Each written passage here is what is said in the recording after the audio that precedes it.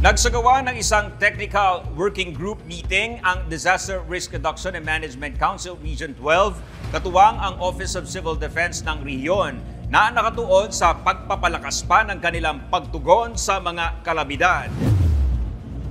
Pinangunahan ni OCD Region 12 Director at RDRRMC 12 Chairperson Raylindo Aniñon ang pulong na ginanap sa Sun City Suite sa General Santos City.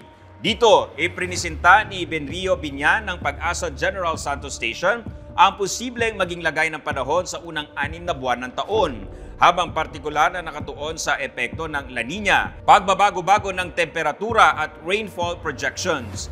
Bukod sa above normal na pag-ulan hanggang Bayo at below normal na ulan sa Visayas at Mindanao sa kalagitnaan ng taon, inaasahan din ang pagtama ng 4 hanggang 10 bagyo bago sumapit ang Hulyo. Tinalakay rin ang pagkikipagsundo sa mga lokal na pamahalaan para masiguro ang tamang deployment at pagtugon sa sakuna.